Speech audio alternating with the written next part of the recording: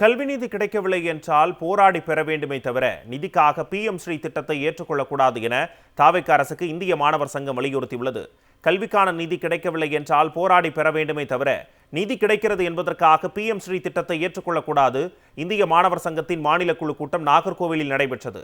இதில் கலந்து கொண்ட மாநில செயலாளர் சம்ஷீர் அகமது செய்தியாளர்களை சந்தித்தார். அப்போது பேசிய அவர், தமிழ்நாட்டுக்கு என தனி கல்விக் கொள்கை இருக்கும் நிலையில் புதிய தேசிய கல்விக் கொள்கையை மறைமுகமாக புகுத்தும் PM ஸ்ரீ திட்டத்தை ஏற்க முடியாது என தெரிவித்தார்.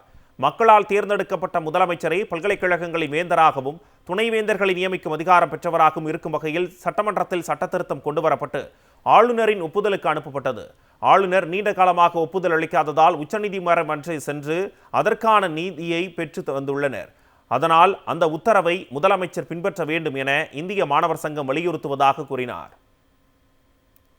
ஏற்கனவே தமிழ்நாடு சட்டமன்றத்தில் கடந்த அரசு மக்களால் தேர்ந்தெடுக்கப்பட்ட முதல்வர் பல்கலைக்கழகத்தின் வேந்தராகவும் மாநில பல்கலைக்கழகங்களின் துணைவேந்தரை நியமிக்கும் அதிகாரம் மக்களால் தேர்ந்தெடுக்கப்பட்ட முதல்வருக்கே இருக்க வேண்டும் என்ற அடிப்படையில் சட்ட திருத்தத்தை மேற்கொண்டு ஆளுநர் ஒப்புதலுக்காக அனுப்பி வைத்திருந்தார்கள். ஆளுநர் நீண்ட காலமாக ஒப்புதல் அளிக்காதனால் உச்சநீதிமன்றம் வரை சென்று அதை அமல்படுத்துவதற்கான அந்த நீதியை பெற்று வந்தார்கள்.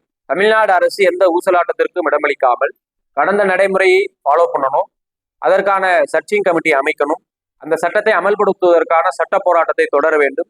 உடனடியாக 12 மாநில பல்கலைக்கழகங்களிலும் துணைவேந்தர் நியமனத்திற்கான பணிகளை ஆவணம் செய்ய வேண்டும் என்கின்ற தீர்மானத்தையும் நாங்கள் நிறைவேற்றியிருக்கிறோம்.